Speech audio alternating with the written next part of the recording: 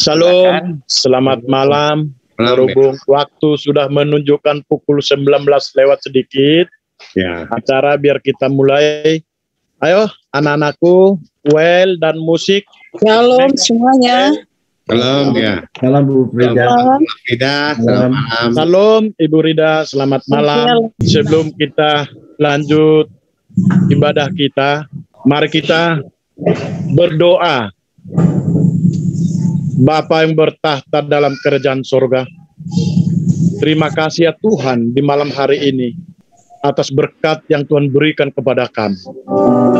Terlebih di malam hari ini ya Tuhan, Tuhan mengizinkan kami supaya kami belajar dan belajar terlebih dalam firman Tuhan.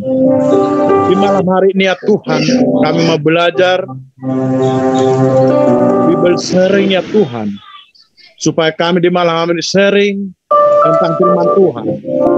Izinkan kami ya Bapa, siapa kami, dari manapun latar belakang kami malam hari berserah ke tangan Tuhan. Tuhan, di setiap acara kami, biarlah otoritas Tuhan yang hadir di tengah-tengah kami. Urapi kami ya Tuhan, pribadi lepas pribadi. Urapi hati kami dan pikiran kami. Terlebih ya Tuhan pendengaran kami, supaya kami tidak salah dengar ya Tuhan firman yang disampaikan hamba-Mu ya Bapa. Biarlah kami ya Tuhan duduk diam dan tenang, mendengarkan sabda-Mu, mendengarkan isi hati-Mu, supaya firman yang kami dengar pelita dalam kehidupan kami, seluruh di setiap langkah-langkah kami dan perjalanan kami ya Tuhan. Malam hari ini ya Tuhan, kami buka ibadah doa kami, sharing firman kami ini ya Tuhan, dalam nama Bapa, Anak, dan Roh Kudus. Haleluya, haleluya. Amin. Amin. Shalom, selamat malam saudara yang terkasih. Kel dan Mega, ayo nak, silakan angkat pujian penyembahan dan sorak-sorai, dan untuk pujian firman nanti serahkan kepada hambanya Bapak Pendeta Roni. Shalom Bapak Ibu dan saudari semua. Shalom. Salam. Puji Tuhan, kami sangat bersyukur pada malam hari ini masih diberikan kesempatan untuk mau datang kepada Tuhan. Kita sama-sama untuk masuk dalam hadirat Tuhan, untuk mau menyiapkan hati kita untuk datang kepada Tuhan. Kita siapkan hati kita untuk masuk dalam hadirat Tuhan. Terima kasih Tuhan, kami mau datang kepada-Mu Bapa. Tuhan Allah yang setia bagi kami Tuhan. Terima kasih Bapa. Tuhan Allah satu-satunya bagi kami Tuhan. Terima satu pujian Tuhan Allah yang setia.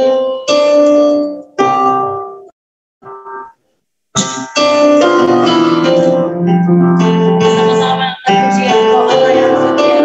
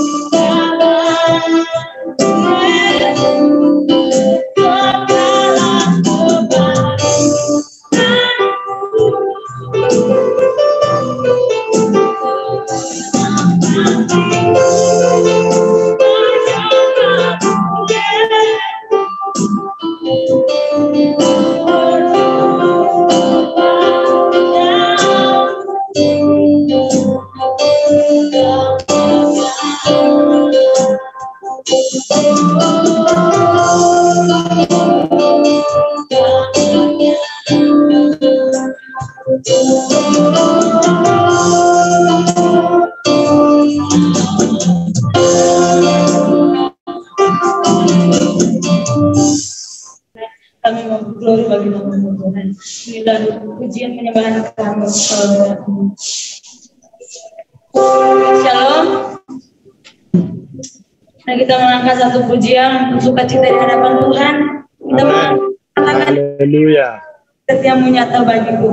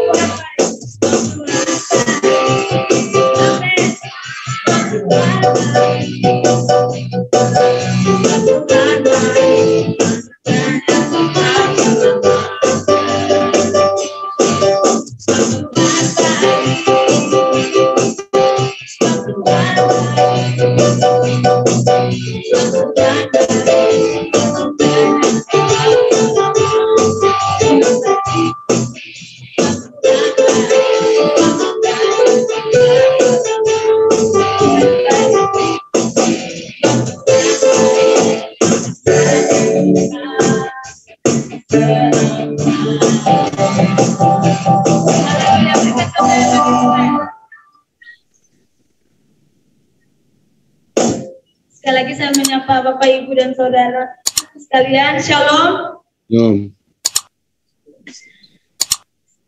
Tiba saatnya kita mau mendengarkan sabda firman Tuhan yang disampaikan oleh hambanya. Kita siapkan hati kita. Kita tinggalkan semua pikiran yang di luar kehendak Tuhan. kita mengambil saat yang baik ya Tuhan. Mendengarkan kami. Kami percaya pada malam hari ini bukan suatu janji yang dimana jadi rancangan bagi Tuhan untuk kita melakukan ibadah kita. Kita siapkan hati kita, siapkan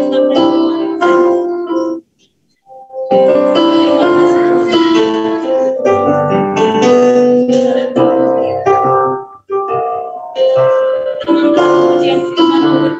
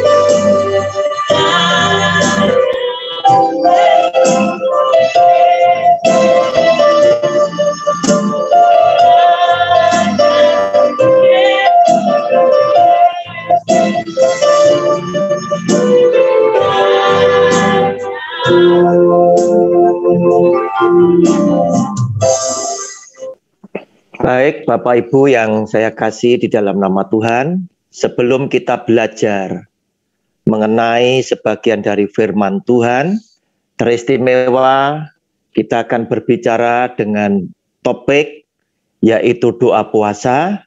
Saya mengajak, mari kita semuanya datang kepada Tuhan di dalam doa. Tuhan Yesus yang baik, sebentar kami hendak belajar sebagian daripada firman-Mu. Biarlah Allah Roh Kudus yang setia menyertai hidup setiap pribadi kami, akan memberkati kami dengan urapan yang sama. Sehingga ketika firman Tuhan sampai kepada kami, firman-Mu tidak pernah kembali dengan sia-sia. Kami Engkau berkati dengan pemahaman yang benar. Dan lewat firman-Mu itu pula, Tuhan menuntun hidup setiap keluarga kami kepada jalan benar dan selamat yang Tuhan sudah siapkan. Oleh karena itu Tuhan, kami menyiapkan hati kami menyiapkan telinga kami, biarlah Tuhan berleluasa berbicara kepada setiap kami. Di dalam nama Tuhan Yesus, kami percaya dan sudah berdoa. Amin. Saudara yang dikasih oleh Tuhan, hari ini kita punya tema adalah doa puasa. Saudara, di dalam Alkitab, doa puasa itu sudah dikenal sejak zaman dahulu. Artinya, sudah begitu banyak tokoh-tokoh Alkitab itu melakukan doa puasa pada saat-saat tertentu, di mana mereka membutuhkan pertolongan Tuhan, mereka datang di dalam doa puasa. Berarti doa puasa ini boleh jadi menjadi salah satu doa yang penting untuk kita ketahui dan mungkin akan kita lakukan di saat-saat tertentu ketika kita menghadapi masalah yang begitu berat, masalah yang begitu menekan, sehingga kita butuh merendahkan diri dan mohon pertolongan kepada Tuhan. Namun, yang membuat saya itu sedikit agak prihatin, karena ada begitu banyak orang Kristen, itu yang menjadikan doa puasa menjadi sebuah mitos. Seakan-akan, kalau orang sudah doa puasa, pasti doanya akan dikabulkan. Untuk itu, kita akan kembali kepada Alkitab, firman Tuhan, yang diajarkan oleh Tuhan Yesus sendiri, supaya kita mendapatkan kepastian tentang kebenarannya. Saudara, Matius pasal 9 ayat 14 dan 15. Anda yang membawa Alkitab seperti saya, silakan dicoret-coret atau boleh di stabilo. Senang juga yang bawa alat tulis, bisa dicatat. Nanti bisa dipelajari setelah kita belajar bersama-sama. Saudara, judulnya bacaan ini tadi, Matius 9 ayat 14 dan 15, hal berpuasa. Kemudian datanglah murid-murid Yohanes kepada Yesus dan berkata, mengapa kami dan orang Farisi berpuasa, tetapi murid-muridmu tidak? Silakan dicoret di bawahnya, murid-muridmu tidak. Jawab Yesus kepada mereka, dapatkah sahabat-sahabat mempelai laki-laki berduka cita selama mempelai itu bersama mereka? Tetapi waktunya akan datang, mempelai itu diambil dari mereka, dan pada waktu itulah mereka akan berpuasa. Saudara, murid-murid Yohanes itu Yohanes yang mana? Adalah Yohanes Pembaptis. Itu melihat para rasul, murid-murid Tuhan Yesus, itu makan minum seenaknya. Sedangkan mereka mungkin punya jadwal tertentu. Mereka harus berpuasa. Sama seperti halnya gereja zaman sekarang ini. Mengulang kesalahan lagi. Untuk memenuhi agenda ibadahnya. Biasa gereja besar itu ada papan tulisnya. Yang menunjukkan acara ibadah itu apa saja. Dan selalu, hampir selalu, kita ketemu dengan hari tertentu, judulnya doa puasa. Sama.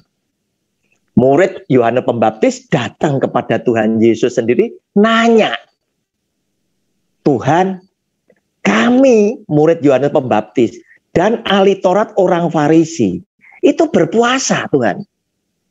Kenapa murid Tuhan itu kok tidak berpuasa? Murid-muridmu tidak berpuasa. Kenapa? Nah, saudara, Tuhan Yesus memberikan jawaban. Ayat 15.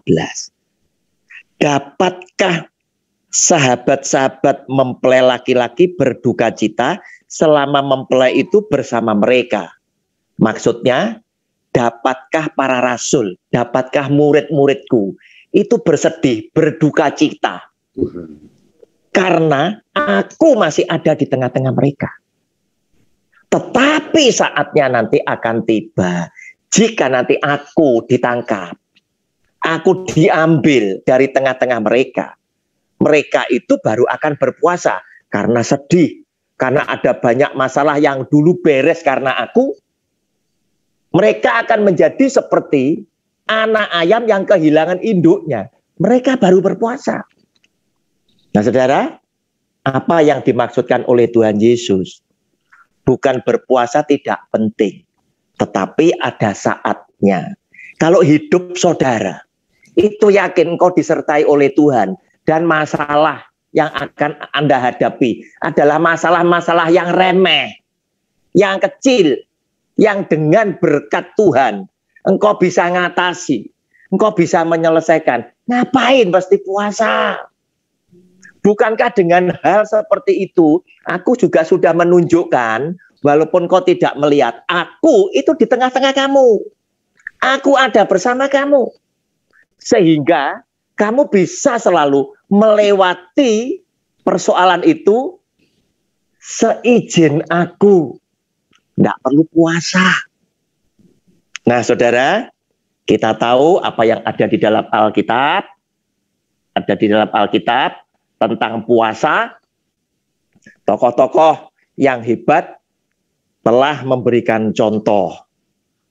Esther misalkan, dia yang ambil puasa 3 hari 3 malam. Hari itu Esther menjadi ratu daripada seorang raja besar. Pada waktu itu ada panglima kerajaan itu yang namanya Haman. yang ingin memusnahkan etnis daripada orang Yahudi. Nah, Esther punya paman, punya om namanya Mordekai, yang oleh karena tahu gelagat yang tidak baik, Mordekai ini ngasih tahu Esther sebagai ratu, kamu bilang kepada raja bahwa ini ada hal-hal seperti ini dan lain sebagainya. Nah, masalah yang dihadapi oleh Esther Mordekai ini menyangkut masalah yang demikian besar, yaitu pemusnahan etnis. Sehingga Esther sebelum menghadap kepada raja, dia takut juga kalau dia ditolak oleh raja, dia akan mati. Karena dihukum oleh raja, tidak boleh sembarangan. Walaupun permaisuri itu datang kepada raja tanpa dia dipanggil. Dia berdoa puasa 3 hari 3 malam, tidak makan, tidak minum. Singkat cerita, dia dikabulkan, bisa menyelamatkan etnis bangsa Israel, bangsa Yahudi. Nah, saudara, kemudian Musa juga berpuasa 40 hari 40 malam, tidak makan, tidak minum. Ketika dia dipanggil menghadap kepada Tuhan, naik ke atas gunung dengan bawa 2 loh batu yang belum ada tulisannya. Nanti akan ditulis dengan jari Tuhan sendiri. Itu 40 hari 40 malam. Tidak makan, tidak minum. Demikian pula Elia juga puasa 40 hari 40 malam. Ketika dia dalam putus asa, malaikat Tuhan membangunkan Elia. Ayo cepat, karena kamu nanti perjalananmu masih jauh. Jangan nanti kamu terganggu. Kenapa? Karena Elia ingin menyelamatkan diri. Dikasih makan roti, dikasih minum. Kemudian setelah makan roti, makan minum dari Tuhan, malaikat yang membangunkan Elia tadi, kuatlah tubuh fisik Elia, dan Alkitab menulis, dia berjalan 40 hari 40 malam karena kekuatan daripada roti dan minum tadi. Nah, saudara, Tuhan Yesus sendiri pun juga berpuasa 40 hari 40 malam. Ketika dia dicobai oleh iblis di padang gurun. Tetapi bukan iblis yang membawa. Saudara mesti baca dengan seksama Lukas pasal 4 mulai ayat 1 sampai 13, itu disebutkan bahwa Roh Kudus yang membawa Yesus Kristus Tuhan ke padang gurun untuk dicobai oleh iblis. Nah, saudara, tetapi kita tidak melihat apakah Tuhan Yesus ketika melayani Bapaknya, Bapa di surga, selama 3,5 tahun itu tadi, sampai dengan dia mati di atas kayu salib, bangkit lagi, dibangkitkan pada hari ketiga, menampakkan diri dan naik ke surga. Yesus Tuhan itu berpuasa di tengah-tengah itu. Musa juga tidak diceritakan. Elia tidak diceritakan. Esther juga tidak. Nah, saudara, sehingga dengan demikian, saya menyimpulkan apa sesuai dengan apa yang dikatakan oleh Tuhan Yesus, jika kita tidak memiliki masalah yang begitu penting, masalah yang begitu berat, yang menekan hidup saudara dan saya, kita cukup berdoa. Kenapa? Karena doa yang penuh dengan kuasa bukan didapat akibat saudara puasa. Tetapi doa yang penuh dengan kuasa didapat oleh Anda dan saya ketika engkau menjadi anak yang mengasihi Tuhan dan engkau menjadi orang yang istimewa di dalam hati Tuhan. Karena Anda dan saya adalah orang yang setia mendengar firman Tuhan, setia melakukan firman Tuhan di dalam hidup kita sehari-hari, maka lewat semuanya itu kita dikatakan oleh Tuhan bahwa engkau adalah orang yang mengasihi aku. Otomatis Tuhan akan memberikan timbal balik, yaitu aku juga akan mengasihi kamu. Nah, saudara, sesungguhnya puasa itu hanya merupakan alat untuk melatih saudara dan saya itu bisa datang merendahkan diri kepada Tuhan dan melakukan sesuatu yang benar.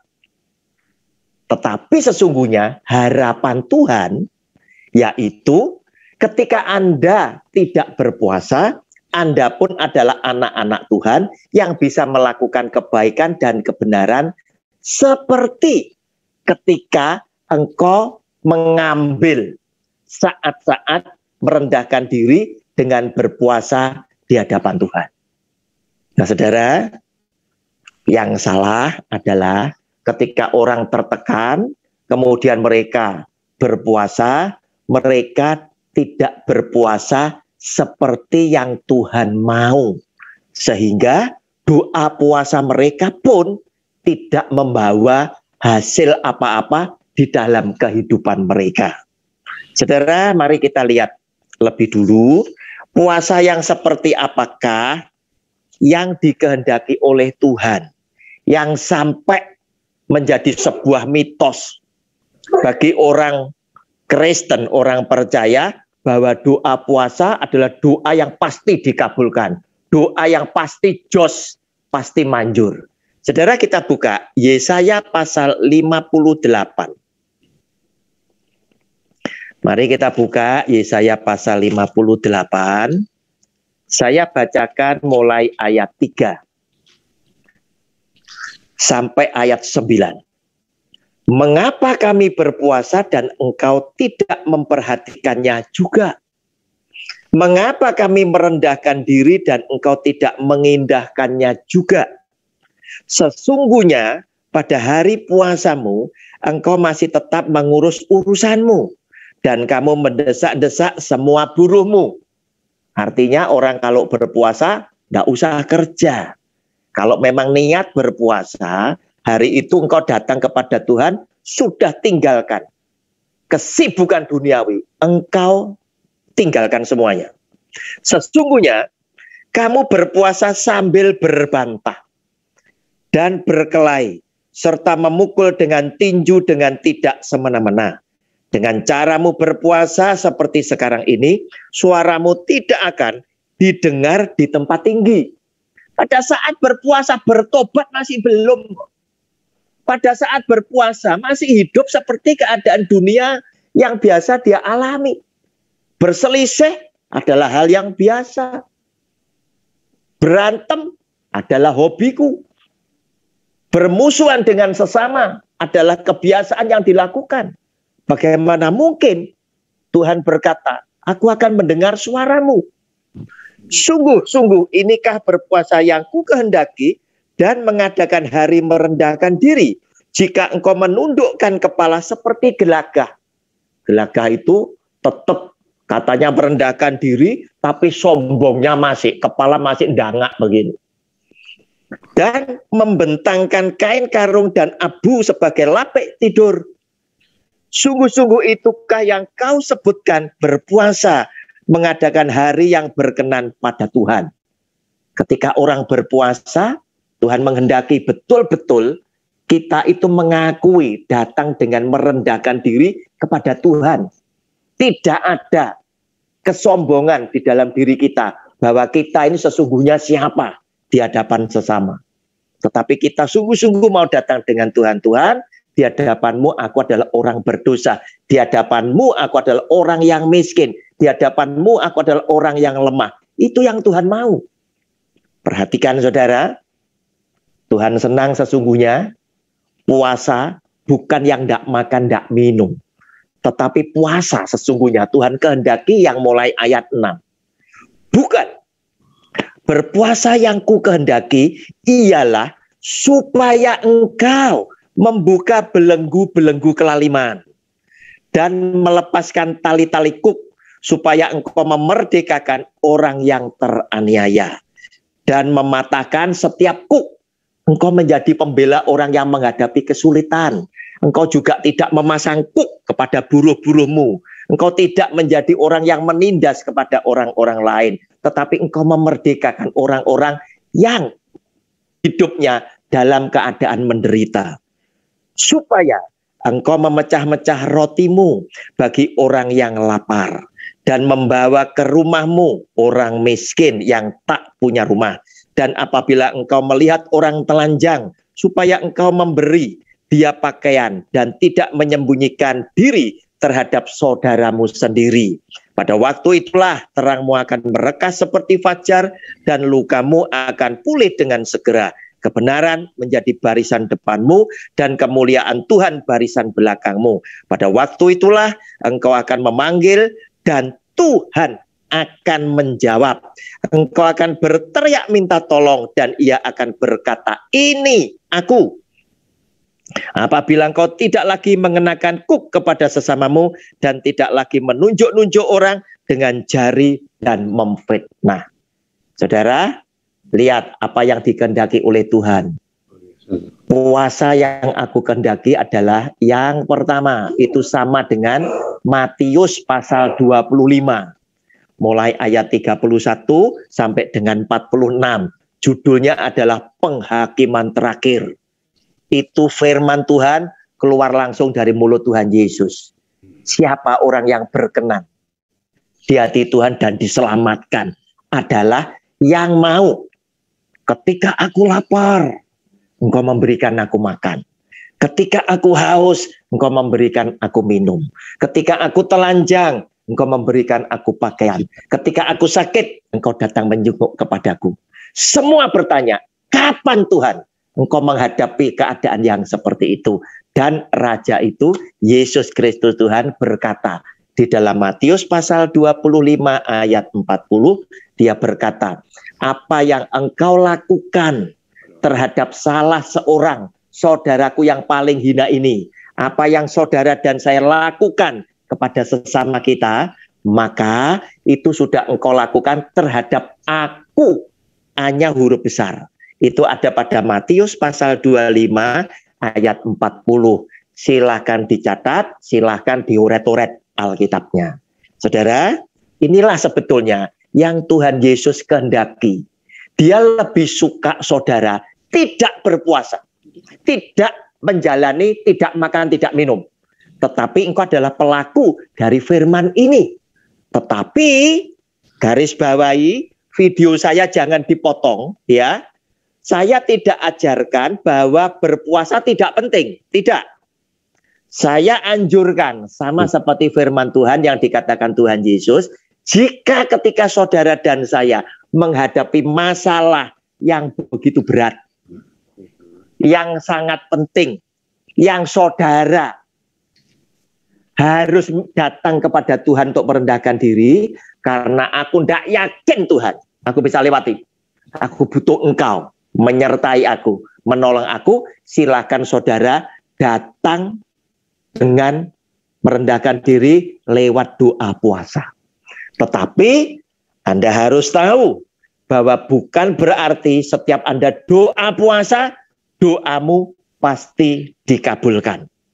Saudara, saya akan buktikan sekarang bahwa doa puasa bukanlah doa yang mustajab, bukan doa yang selalu dikabulkan. Kita buka Yeremia pasal 14. Ya, Yeremia pasal 14. Saya bacakan ayat 11 sampai dengan 16. Nabi Yeremia ini termasuk nabi yang saya suka. Termasuk Nabi Yehezkiel. Kenapa? Karena firman yang tertulis di dalam kitab Yeremia dan Yehezkiel itu adalah menunjukkan bahwa nabi ini adalah nabi yang lurus jalannya. Kata-katanya lurus sehingga terkesan. Itu pedas sekali. Dan dia selalu membela kebenaran firman Allah. Ayat 11 sampai 16. Tuhan berfirman kepadaku, janganlah engkau berdoa untuk kebaikan bangsa ini. Sekalipun mereka berpuasa, aku tidak akan mendengarkan seruan mereka. Silakan dioret-oret. Sekalipun mereka mempersembahkan korban bakaran dan korban sajian, aku tidak akan berkenan kepada mereka. Melainkan aku akan menghabiskan mereka dengan perang, dengan kelaparan, dan dengan penyakit sampar. Lalu aku berkata, aduh Tuhan Allah, bukankah para nabi telah berkata kepada mereka, kamu tidak akan mengalami perang, dan kelaparan tidak akan menimpa kamu, tetapi aku akan memberikan kepada kamu damai sejahtera yang mantap di tempat ini. Jawab Tuhan kepadaku, para nabi itu bernubuat palsu demi namaku. Aku tidak mengutus mereka, tidak memerintahkan mereka, dan tidak berfirman kepada mereka. Mereka menubuatkan kepadamu penglihatan bohong, ramalan kosong, dan tipu rekaan hatinya sendiri. Sebab itu beginilah firman Tuhan mengenai para nabi yang bernubuat demi namaku, padahal aku tidak mengutus mereka. Dan yang berkata, perang dan kelaparan tidak akan menimpa negeri ini. Para nabi itu sendiri akan habis mati oleh perang dan kelaparan. Dan bangsa yang kepadanya mereka bernubuat akan tercampak mati di jalan-jalan Yerusalem disebabkan oleh kelaparan dan perang. Dan tidak ada orang yang akan menguburkan mereka. Mereka sendiri, istri-istri mereka, anak-anak mereka, yang laki-laki dan yang perempuan. Demikianlah akan kutumpahkan kejahatan mereka ke atas mereka. Saudara, orang Kristen punya kecenderungan. Karena diajar oleh kasih, dia juga memegang firman Tuhan. Kemudian mereka punya kesimpulan, kita punya mulut cuma satu. Kalau bisa selalu keluar kata-kata yang baik, kata-kata berkat, jangan kata-kata kutuk. Saudara, saya ingin lewat firman Tuhan ini mengajarkan kepada saudara. Saudara, itu memang benar, Tuhan ingin seperti itu. Tetapi saudara, apa yang kita katakan, kita mesti ngerti apa yang menjadi kehendak isi hati Tuhan. Oleh karena itu, mengenal Tuhan dan mengerti isi hati Tuhan itu penting. Sehingga kita tidak selalu berkata-kata baik hanya karena sungkan dengan sesama yang lain, tapi kita tidak sungkan, tidak takut kepada Tuhan. Nah, apa yang terjadi di sini? Para nabi mendoakan yang baik. Tetapi Yeremia menerima firman Tuhan tidak sama. Tuhan malah ngamuk, marah kepada bangsa ini. Dan Tuhan berkata, kamu jangan mendoakan kebaikan bangsa ini. Karena firman-Nya berkata kemudian, walaupun mereka berpuasa, aku tidak akan mengabulkan doa mereka. Kenapa? Karena ketika Tuhan marah kepada bangsa, bukan kepada orang per orang, loh, bukan kepada pribadi, kepada bangsa, kepada negara. Saudara, saya takut perenungan saya benar. Saya melihat COVID-19 itu adalah Tuhan yang sedang murka kepada dunia, kepada bangsa-bangsa, kepada negara-negara. Hati-hati, saudara.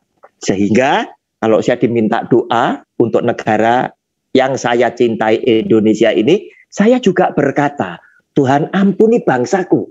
Tetapi Tuhan, secara pribadi jujur, saya berkata, saya malu. Kenapa? Karena mereka belum bertobat, sehingga saya tidak yakin doa saya itu akan Engkau dengar. Urutannya, itu bertobat dulu, baru berdoa. Nah, kalau dalam keadaan COVID-19, dunia ini masih pro dan kontra. Vaksin ini baik, vaksin ini jahat, ini nanti akan berbahaya. Vaksin ini bisa menyembuhkan, ini masih tidak ada satu kata. Terus kemudian masih banyak pihak-pihak tertentu yang memainkan vaksin ini untuk kepentingan mereka, yang memainkan COVID-19 untuk kepentingan politik, keuntungan kelompok mereka, dan lain sebagainya. Bagaimana Tuhan bisa segera reda amarahnya dan COVID ini bisa hilang? Saudara, seperti flu Spanyol dan lain sebagainya. Bukan upaya manusia yang bisa membuat vaksin dan kemudian mereka terbebas. Tidak loh. Saudara lihat sejarah di belakang itu tadi. Mendadak flu burung, flu Spanyol dan lain sebagainya. Itu mendadak hilang secara ajaib. Kira-kira mungkin tidak COVID-19 ini mendadak setelah Tuhan reda amarahnya, mendadak hilang secara ajaib. Mungkin tidak kejadian itu akan diulang. Sebab apa yang ditulis dalam Alkitab, kejadian-kejadian itu yang sekarang akan terjadi, yang akan terjadi, Alkitab mencatat dulu sudah ada. Nah saudara, kemudian saya juga akan tunjukkan juga Yehezkiel pasal yang ke-14. Sama. Pasalnya 14, saudara, lihat. Ini lebih serem lagi, saudara. Ayat 14, pasal 14 ayat 12 sampai dengan 14. Judul bacaannya, hukuman tidak tertegakkan lagi. Tidak terbendung, artinya gitu. Kemudian datanglah firman Tuhan kepadaku, kepada Nabi Yehezkiel.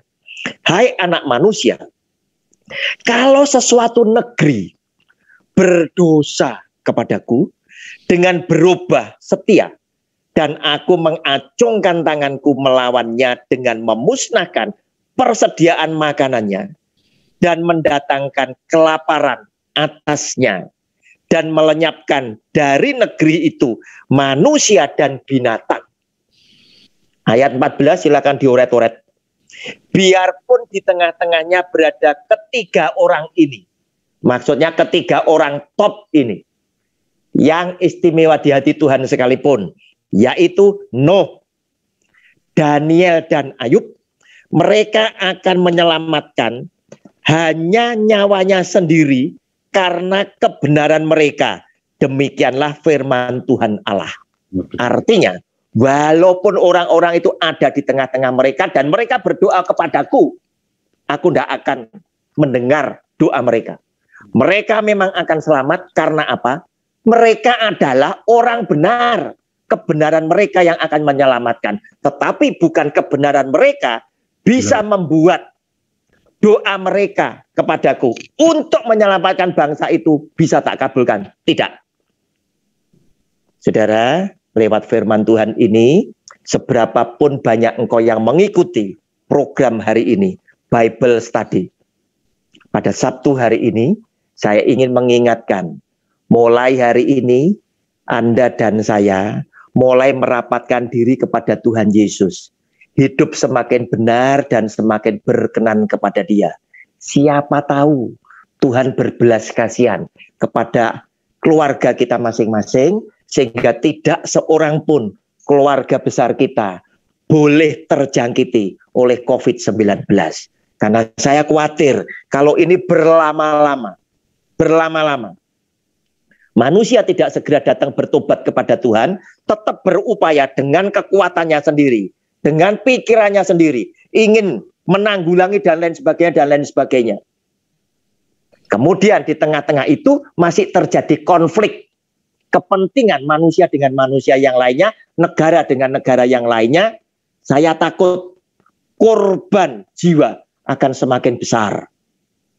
Dan maksimalnya adalah 1/3 penduduk bumi. Saudara, siapa yang bisa selamat? Alkitab memberitahukan kepada saudara dan saya pada sore yang indah ini, yaitu kita sebagai orang benar Tuhan yang hidup kita istimewa di hati Tuhan bersama keluarga. Itulah yang akan diselamatkan oleh Tuhan karena kebenaran mereka. Nuh, Daniel, dan Ayub selamat oleh karena kebenaran mereka. Demikian yang saya bisa paparkan. Shalom, Tuhan Yesus memberkati. Amin. Shalom. Ya Pak, saya tanya Pak ya. Ya, Pak Randy. Iya Pak ya. Silakan Pak. Begitu Pak ya, dengan dari Bapak panjang lebar firman itu Pak ya. Kira-kira harusnya kita sebagai anak Tuhan harus gimana Pak?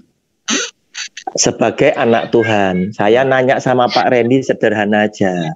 Pak Randy sebagai anak, Pak Randy punya papa kan, betul ya? Iya. Gimana supaya papa seneng, Pak Randy harus berbuat apa? mengasihi, nakal atau mengikuti nasihat papa.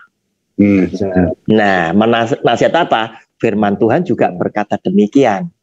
Siapa yang melakukan firman-Ku, dialah yang mengasihi aku. Ya. Nah, berarti Pak Randy harus ke sana. Ya.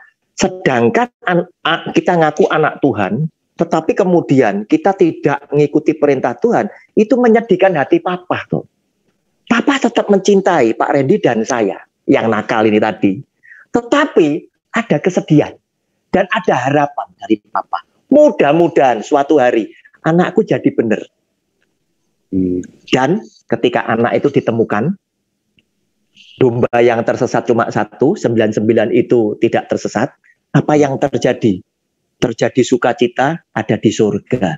Kenapa? Karena yang tersesat ketemu, yang hilang ketemu, yang mati hidup kembali. Itu yang dikatakan Pak Randy. Ya, ada yang lain Pak Randy? Ya, sederhana aja. Kalau kita anak Tuhan Papa, kita bisa memikirkan, wong kita punya anak kok. Wong kita juga jadi anaknya Papa kok. Sama. Ya. Oke. Ya, makasih. Oke Pak Randy, terima kasih. Sama-sama. Yang lain silakan. Silakan Pak Yusuf. Pak Yusuf ini juga hamba Tuhan loh, Pak Situmeang, Pak Bandar. Ini kebetulan Pak Yusuf, saya kerjasama dengan STT Tribakti Indonesia yang berkedudukan di Jakarta, Pak. Nah, itu rektornya itu Pak Dr. Bandar Panggabean. Itu datang juga. Pak Situmeang ini pengawas, Pak. Ya. Dan yang melayani tadi siswa STT, Pak. Yang nanti tanggal 3 dan tanggal 4 Agustus saya diberi kehormatan sama beliau memberikan kuliah umum untuk STT, tetapi jemaat boleh ikut, jamnya jam 1 siang. Oke, nanti saya ikut Pak. Oh ya Pak. Jadi gini Pak, saya menambahkan, ini luar biasa. Ini luar biasa karena ada hamba Tuhan yang mengajarkan tentang puasa ini. Dulu saya mencari-cari Pak. Saya cari-cari dengan kekuatan usaha saya sendiri. Saya ketemu buku rohani, saya beli buku-buku tentang puasa, saya pelajari. Ada yang orang India, Amerika itu, terus ada yang Jeffrey siapa itu yang boleh makan jus. Semua saya pelajari.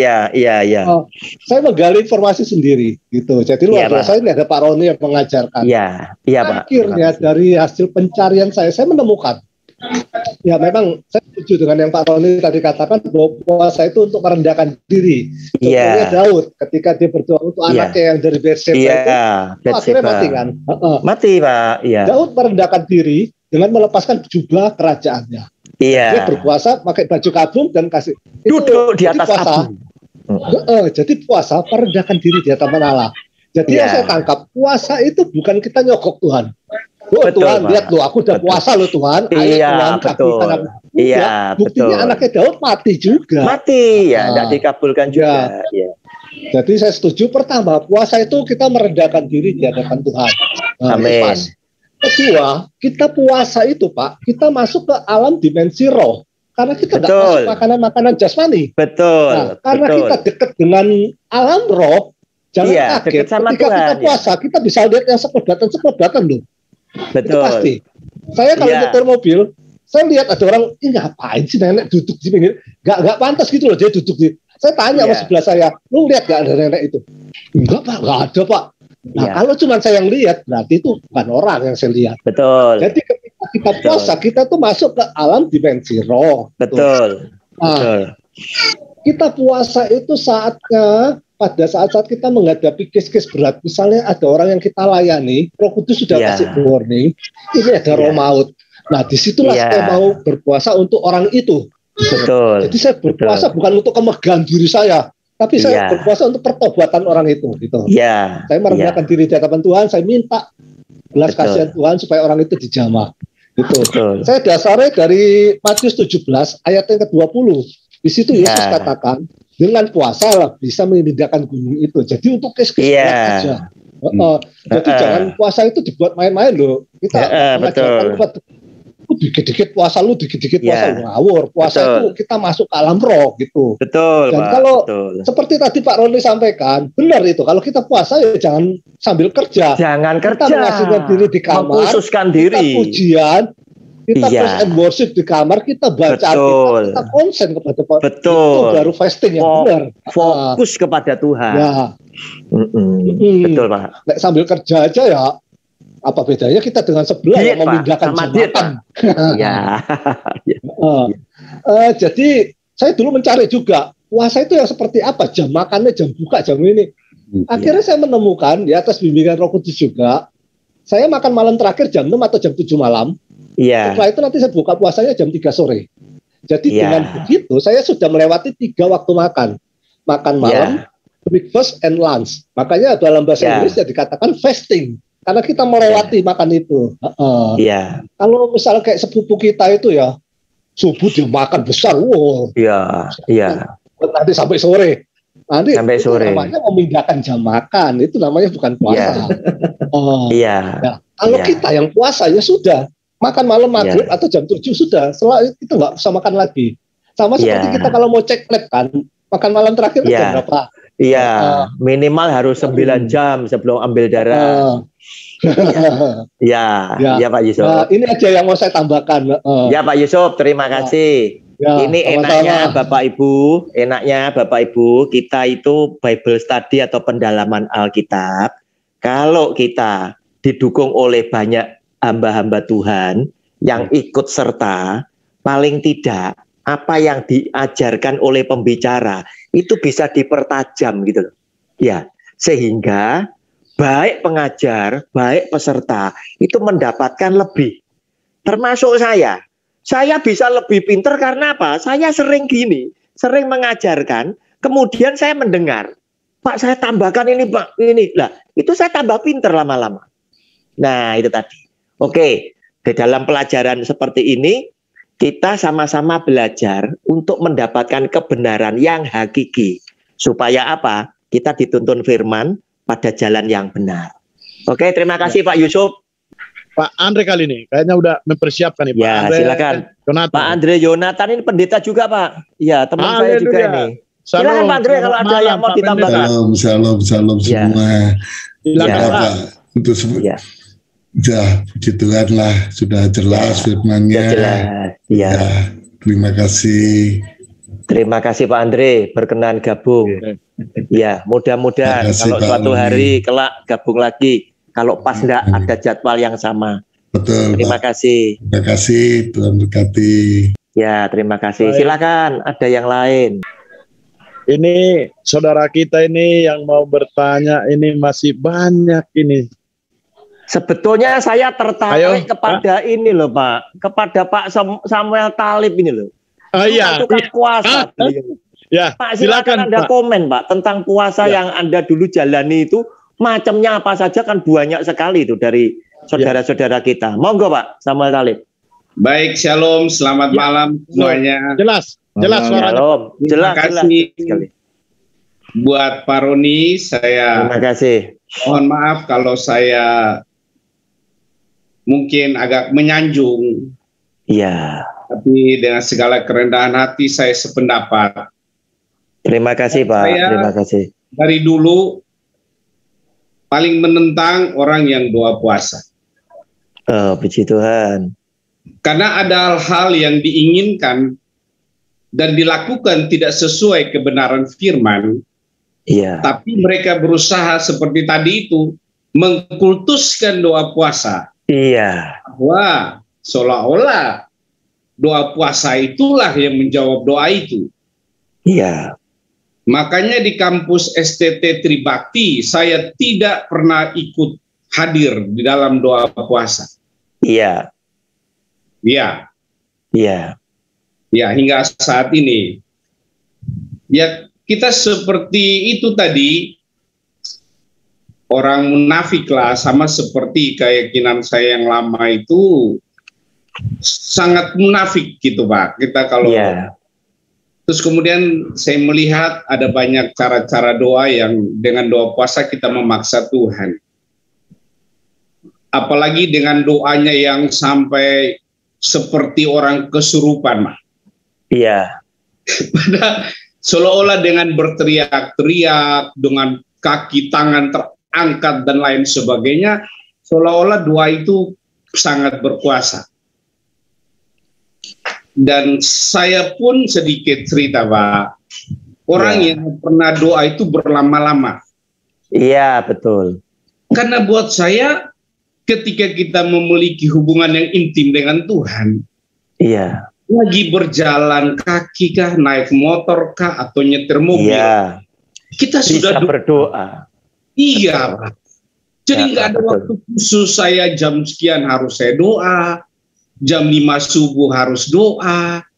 Iya. Enggak. Kapan memang saya harus datang, emang menyembah, saya menyembah Tuhan. Iya. Jadi betul doa puasa bahwa jika kemudian Roh Kudus kita membawa kita untuk memang harus melakukan doa puasa, ya kita kan kayak punya sinyal sendiri dengan Tuhan yang mendorong kita harus lakukan itu. Ya, baru saya ya lakukan doa puasa itu. Iya. Jadi, jangan kita mewarisi cara-cara orang seberang. Iya. Harus puasa, tidak makan, tidak minum sekian. Makanya ya Pak Bandar juga ada, Pak Situme yang tahu. Bahkan kalau mahasiswa kadang-kadang, yuk lapor, yuk makan, dia bilang. Berarti STT Tribakti harus berubah ini, Pak. Makanya saya sayangkan ini. Saya sayangkan yang sering koordinator doa puasa ini, saya lihat-lihat dari tadi tidak kelihatan, tidak mengikuti. Ya, saya sayangkan sekali pemaparan yang sangat bagus. Ya, kemudian ya saya harus sampaikan ini bahwa ada kesalahan yang kita lakukan, kita harus perbaiki. Iya. Makanya ketika nggak ada beras di kampus, ketika saya kontak teman, saya bagi beban, beras datang, kadang-kadang yang doa puasa yang bilang begini, Pak. Iya. Inilah, karena kita doa puasa jadi begini katanya. Maka Tuhan kirim beras. Saya kritik. Itu tadi. Saya kritik banget ini, Pak. Ya mungkin kadang kita yang berbeda begini, kadang suka dianggap aneh, Pak. Betul, Pak. Betul. Setuju. Betul, nggak benar lah cara pikirnya. Ya, kita dianggap aneh lah, Pak. Iya. Nah, seperti itu. Jadi, benar, doa puasa itu memang ketika ada sinyal memang Tuhan berikan, kita harus merendahkan diri, benar-benar. Iya. Artinya tadi, tidak melakukan kegiatan apapun, kita fokus atas sebuah pergumulan yang harus kita desak Tuhan seperti itu, misal. Tapi memang kembali lagi lah, kalau kita dekat dengan Bapa, Pak, kita ngerti sebetul, Pak. Kuncinya di situ, saya kira ya, Pak ya. Betul, Pak Samuel, betul. Iya, betul. Jadi ya, saya pikir ya kita harus kembali memperbaiki apa yang mungkin harus kita salah. Pernah ada satu gereja dengan doa puasanya, Pak. Begitu ibu-ibu ikut, ternyata busnya itu remnya blong. Iya. Ada banyak yang mati. Itu dari salah satu gereja di Jakarta yang cukup terkenal pada waktu itu. Iya. Aduh. Nah, ini kan pemahaman puasa yang salah. Lalu ketika udah celaka, di mana Tuhan gitu kan? Iya, cari pembenaran kalimat lagi, Pak. Cari pembenaran, Pak. Iya. Ya, itu tadi, Pak. Iya. Kristen yang selalu ngeles. Ya, itulah kemarin khotbah saya, Pak. Ada banyak kefatalan dalam kekristenan, Pak. Iya. Ya, salah satu yang fatal ini pemahaman tentang doa puasa. Iya. Ya, seolah-olah mendesak Tuhan, seolah-olah ini jimat, seolah-olah seperti yang Pak katakan tadi, seolah-olah mitos. Iya. Manjur. Iya. Ya, saya kira ya cukup sekian dari saya. Ya, saya minta maaf juga kalau mungkin nih Pak Ketua STT sama Pak Pengawas hadir lalu dengar kalimat saya ini ya. Tidak. Ini kebenaran yang kita bicarakan, kebenaran Pak. Tidak. Kita tidak lari daripada konteks Alkitab. Pak Situmean tahu sendiri kan, saya selalu tidak pernah hadir doa puasa. Karena saya ini tidak lari kita. Bagus. Baik. Oke, terima kasih semuanya. Selamat malam, Tuhan berkati. Itu ada Pak Kuswadi Petrus. Beliau adalah sahabat saya juga. Kuswadi Petrus. Gembala Sidang GKIN Pare Kediri. Oh iya. Silakan kalau mau bertanya Pak Kus. Silakan Pak Kuswadi Petrus, silakan bertanya ataupun sharing firman Pak. Ya sudah Pak. Terima kasih. Sudah jelas Pak Kus. Sudah jelas. Ya. Bornya di gereja diganti, gak usah enek poso. Yang penting jadi anak Tuhan. Saya buktikan dulu sebentar, saya buktikan dulu ya. Apakah orang yang tidak berpuasa kemudian tidak punya kuasa? Oke. Mengingat hubungan kita sebagai anak, Tuhan sebagai Bapak, Anda pun pernah punya anak kecil, walaupun mungkin hari ini sudah punya cucu. Seperti saya punya cucu 4 ya. Tetapi kita akan pernah jalani punya anak kecil. Ya. Kita sebagai Bapak, lihat, anak kecil tidak pernah puasa. Tetapi dia punya doa yang sangat berkuasa. Buktinya apa? Begitu anak kita berteriak menjerit, nangis, Anda sebagai Papa akan segera mencari arah di mana teriakan itu muncul. Itu Yesaya pasal 58 tadi. Baca mulai ayat 8 dan ayat 9. Ketika engkau berteriak, ini aku akan menjawab, ini aku. Nggak usah poso. Kuncinya apa? Anda adalah anak yang Tuhan mengasihi. Selesai. Silakan yang lain. Saya ini hamba Tuhan sing sakit mah Pak, gak iso poso aku. Mungkin silakan, Pak Bandar mau ngasih umpan siswanya mungkin. Ya, ini Pak Rektor ini kan biasa ngasih pertanyaan umpan-umpan ini. Monggo Pak. Ya, terima kasih hambanya. Terima kasih Pak Bandar. Bapak Ibu yang dikasihi dan dicintai oleh Tuhan Yesus. Ini cerita berpuasa dan doa, atau doa dan puasa. Iya. Ini agak sedikit gimana saya kata ya. Nah, kita ini dedominasi gereja ya, ada yang sedikit fanatik dengan puasa dan doa. Iya.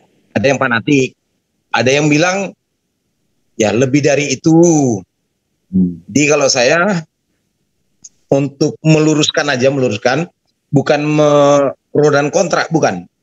Jadi bagaimanapun kita hubungan pribadi dengan Tuhan Yesus, hubungan pribadi dengan Roh Kudus. Iya. Jadi kalau kita punya kerinduan untuk berpuasa, ya kembali lagi motivasinya buat apa, ngono. Berpuasa itu motivasinya opo? Iya. Puasa juga gimana kan gitu kan? Gitu. Jadi dalam arti, ayo bagaimana kita mengambil hatinya Tuhan? Mengambil hatinya Tuhan itu dengan caranya kita dengan Tuhan. Itu benar yang bilang Pak Roni tadi, benar juga yang dibilang Pak Samuel, benar juga yang teman-teman. Tetapi kalau saya bilang pribadi saya pribadi dengan Tuhan.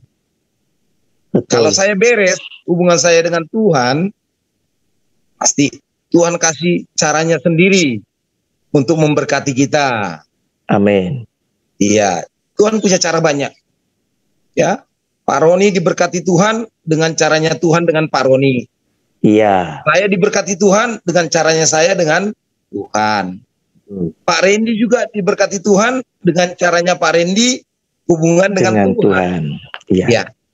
Jadi nggak bisa saya paksakan cara saya kepada Pak Randy untuk semua orang. Iya. Iya, ngono Pak.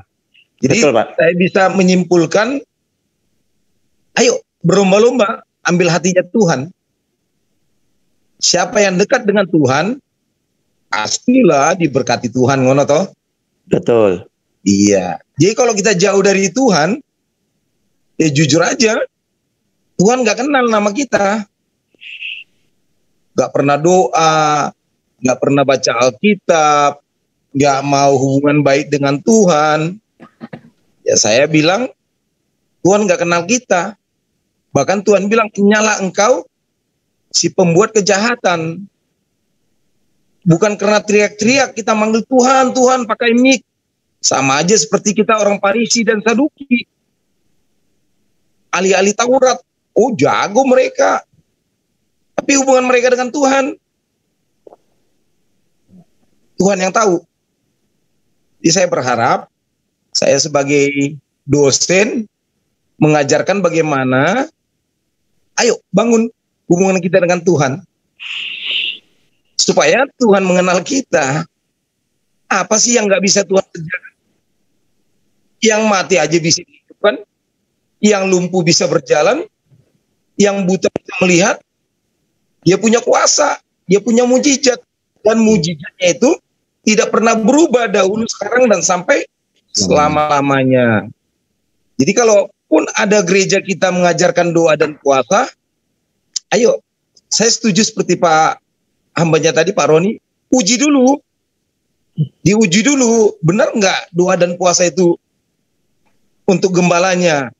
Jangan-jangan hanya untuk gembala, bukan untuk majelis.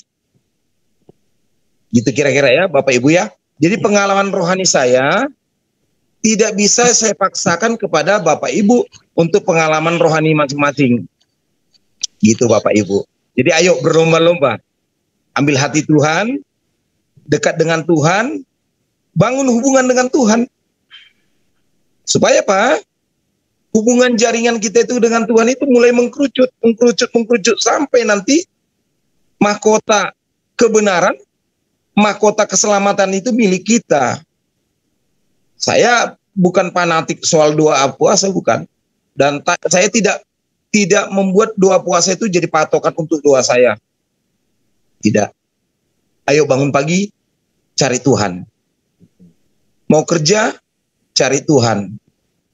Mau tidur, cari Tuhan. Mau makan, cari Tuhan. Ya wes. Jadi kalau tidak kita tidak cari Tuhan, hanya puasa dan doa, Tuhan nggak senang. Ya. Itu kira-kira ya. Mohon dimaafkan supaya kita bisa sinkronkan doa dan puasa, motivasinya buat apa? Kalau untuk menguji iman kita, ya monggo, diam-diam aja puasa, nggak usah bilang sama orang, oh saya jangan dikasih kopi ya karena saya puasa, saya nggak usah dimasakin makanan karena saya puasa, jangan, diam-diam aja puasa, nggak perlu orang tahu. Ya seperti yang dibilang Pak Roni tadi, Matius 6 ayat 16, 17, 18, hal berpuasa. Ayo, puasa itu untuk kita kok. Untuk dewe, bukan untuk orang lain. Makin kuat, semakin tahan uji. Semakin dahsyat, semakin meraih hubungan yang baik dengan Tuhan. Mungkin itu dari saya hambanya, Pak Roni. Terima kasih. Terima kasih. Terima kasih. Dari ya, terima kasih. Silakan. Atau sedikit, Pak Roni, boleh ya, tambahin sedikit? Boleh, Pak. Boleh. Boleh. Karena soal namanya menguji atau perlu diuji, ya. Tidak apa-apa. Coba Bapak Ibu berpuasa, ya, atau bersemedi, berpuasa, hubungan pribadi dengan Tuhan. Selama berpuasa, apa yang dirasakan? Ya. Apa yang didapat? Supaya ada pengalaman-pengalaman rohani. Iya, betul. Iya. Jadi kita nggak bisa mengatakan hanya Pak Bandar yang puasa, orang lain nggak boleh, enggak. Ya boleh juga kita memberikan semangat bagi teman-teman yang mau puasa dan berdoa, dan apa yang telah dirasakan dan apa pengalaman rohani yang dirasakan dengan Tuhan. Tetapi puasa itu jangan jadi satu kebanggaan untuk kita. Jangan Bapak Ibu ya. Jadi kita nggak perlu banggain kepada orang lain. Oh saya udah puasa 40 hari 40 malam. Gak usah. Oh saya udah puasa 7 hari 7 malam. Gak usah Bapak Ibu. Itu pengalaman pribadi aja. Hubungan pribadi kita dengan Tuhan. Dan apa yang sudah kita dapat. Itu Bapak Ibu ya. Mungkin itu aja tambahan dari saya. Ya, terima kasih. Bapak Ibu. Terima kasih. Saya tanya lagi Pak ya. Pak Roni. Ya, silakan. Silakan Pak Roni. Kalau masa yang benar itu apa ya? Ada juga yang puasa nggak boleh makan, ada juga puasa boleh minum gitu. Iya. Ada puasa Esther, ada puasa Yunus itu sebenarnya gimana ya Pak ya? Ya, jadi kembali Pak. Tadi kita sudah ngobrol panjang lebar bahwa puasa itu intinya juga kembali ke motivasi kita, niatan kita, isi hati kita itu maunya kemana sih? Ya, intinya orang berpuasa itu kan merendahkan diri, datang kepada Tuhan ngakui bahwa Tuhan aku tidak mampu menghadapi masalah yang ini tadi tanpa Engkau. Ya. Terus kemudian dengan berpuasa tadi sudah ditambahkan oleh Pak Yusuf. Oleh karena kita tidak makan, kita tidak minum. Ya, kita itu sebetulnya masuk kepada dimensi. Kita hidup ini kan di dimensi nyata, Pak. Tetapi nyatanya kita ini tidak bisa meninggalkan dimensi roh sebetulnya. Tetapi karena kita tidak berpuasa, kita tuh belum masuk benar-benar ke sana. Dengan kita tidak makan, kita tidak minum. Kita kan ingin dekat sama Tuhan, kan masuk dimensinya Dia. Ke sana. Baru kemudian karena kita fokus menghadap kepada dia, tidak ngurus yang hal-hal yang duniawi ini tadi, kita mulai datang kepada Dia, mulai berkata-kata dengan Dia, curhat sama Dia, minta pertolongan. Nah, sekarang ya kembali kepada Pak Randy ya, ada banyak macam-macam ya cara orang berpuasa. Yang belum kuat ya, yang belum kuat tidak makan, tidak minum, itu masih ngambil puasa. Yang minum saja tidak apa-apa, minum air putih saja, ya, dengan jam tertentu yang umum mereka melakukan. Jam 6 pagi, ya toh, apa itu namanya, mereka mulai tidak makan hingga nanti sampai dengan jam 6 sore. Nah, seperti itu. Nah, kembali sebetulnya jam dan lain sebagainya, saya berkesimpulan tidak menjadi patokan harus yang mana. Ya, kalau seperti Esther, dia kuat 3 hari 3 malam tanpa puasa. Tapi kalau seperti Musa, itu karena apa? Campur tangan Tuhan. Dia menghadap sama Tuhan, itu betah. Ya, yang di bawah itu sudah teriak-teriak. Musa kok berlama-lama tidak turun-turun ini tadi, sehingga mereka mendirikan patung lembu emas untuk disembah. Musa sendiri mungkin tidak tahu kalau itu sudah 40 hari. Tapi 40 hari lamanya. Itu tadi. Nah, terserah Pak Randy mau ngambil yang mana. Ya, apakah yang masih boleh minum dengan waktu tertentu. Mau seperti Pak Yusuf tadi baik. Ya, berarti melewati 3 kali tidak makan. Ya, terus baru makan lagi. Anda mau berapa lama Anda melakukan hal seperti itu pun juga tergantung dari Pak Randy. Apakah aku sudah cukup cuma 1 hari, curhatku sudah cukup, terserah. Ya, kenapa? Karena di sini kita ngelihat tokoh-tokoh Alkitab yang berpuasa itu cuma ditulis 1 kali dia berpuasa, gitu. Berikutnya dia melayani, tidak ada puasa yang dia lakukan lagi. Itu tadi.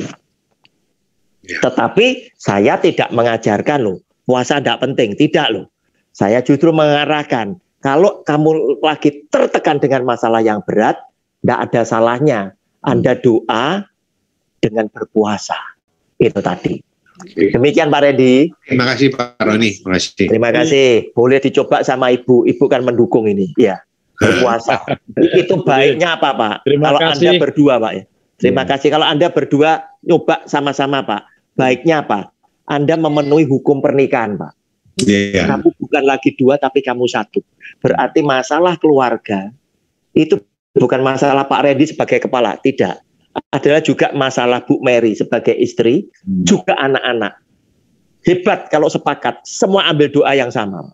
Pasti akan lebih didengar oleh Tuhan. Kenapa? Karena ketika Anda menyatukan, digenapi firman Tuhan, 2-3 orang berkumpul dalam namaku, aku hadir. Otomatis dia mendengar keluh kesah Pak Randy. Tinggal satu Pak tugas Anda, menarik belas kasihan Tuhan turun, terjadi mukjizat, pertolongan itu terjadi. Amin. Ini yang selalu saya ajarkan kepada orang keluarga yang punya masalah, minta tolong sama saya. Nah, kalau itu terjadi, Pak, sekaligus saya menghindarkan diri dari apa? Dari kesombongan. Orang tidak bisa ngomong, ini gara-gara Pak Roni doa saya dikabulkan, tidak. Karena kalian satu keluarga itu berdoa. Doa siapa yang dikabulkan? Tidak ada yang tahu. Doa saya atau doa keluarga ini tidak tahu. Saya cuma menghantar. Sama seperti suster dari dokter spesialis. Setelah memanggil, Randy Sunardi, Pak silakan masuk ke kamar situ. Saya cuma pasang alat tensi, Pak. Siapkan kartunya Pak Randy. Terus saya ngomong sama Pak Randy, Pak, dokter masih di sebelah. Nanti kalau dokter sini, Bapak cerita sendiri ya. Saya keluar, Pak. Nggak ikut-ikut. Nah, itu sebetulnya pendoa itu seperti itu, Pak. Jangan pendoa ngeklaim diri. Oh, karena doa saya jos.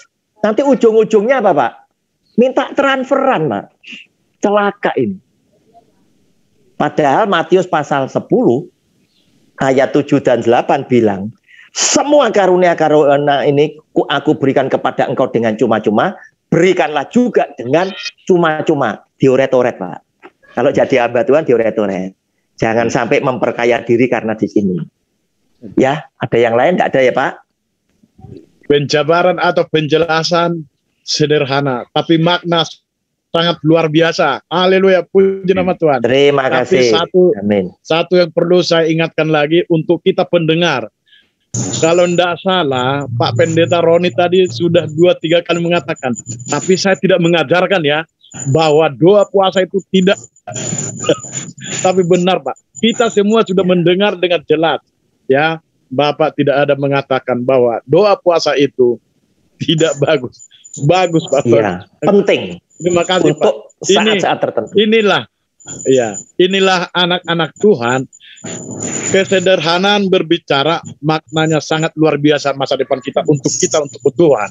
Ya, terima kasih atas penjabaran dan penjelasan bahwa kita dalam malam hari ini adalah sharing firman Tuhan ya. Amin. Jadi kedepannya kita diberkati Tuhan, lebih terang lagi pencerahan untuk kita hari-hari yang akan datang. Jadi kalau untuk Pak Roni, kita melakukan berarti setiap sekali seminggu, setiap hari Sabtu, setiap hari Sabtu jam yang sama. Malam. Kita selalu mendekatkan diri kepada Tuhan, selalu belajar karena kita untuk Tuhan tidak ada kelulusan, ya, tidak ada kelulusan. Kita tetap selagi kita dikasih hidup bernapas oleh Tuhan, kita selalu belajar. Utama melekat kepada Tuhan, seperti yang sudah dijabarkan Pak Pendeta Roni, antara anak dengan Bapak, antara Bapak dengan anak. Kalau ini sudah melekat, tidak ada lagi saya rasa rintangan ya. Tidak ada ayah anak minta ikan dikasih bahasa natif masing-masing. Haleluya. Ya, baik. Saya, Pak. Ya, baik Bu, silakan Bu. Silakan. Shalom, terima kasih Pak Roni, sudah cukup jelas banget ya. Saya setuju. Shalom, terima kasih. Saya setuju dengan yang dikatakan Pak Bandar Panggabean tadi. Ya. Jangan kita mengumbar-umbarkan atau memberita-beritakan apalah kalau kita lagi berpuasa, tetapi di firman Tuhan juga dikatakan kalau kamu berpuasa masuklah ke kamar. Ya, kamar, kasih minyak, cuci mukamu ya. Jadi supaya orang tidak tahu bahwa kita itu tidak berpuasa. Tahu, betul. Di surga yang tahu begitu. Iya, betul. Saya setuju juga dengan yang dikatakan Pak Bandar Panggabean tadi tentang yang kita rasakan saat kita puasa itu apa begitu. Jadi kami dulu Kami dulu sering Pak, kalau puasa itu kita ibadah padang gitu kan. Jadi yang kalau saya sendiri yang saya rasakan itu sukacita. Seharian kita ibadah padang tidak lapar dan tidak haus dan tidak lelah. Karena kita selalu berhubungan dengan Tuhan gitu ya. Kita memuji-muji, banyak kegiatan yang kita lakukan seharian itu. Sampai maghrib kita nanti baru buka begitu.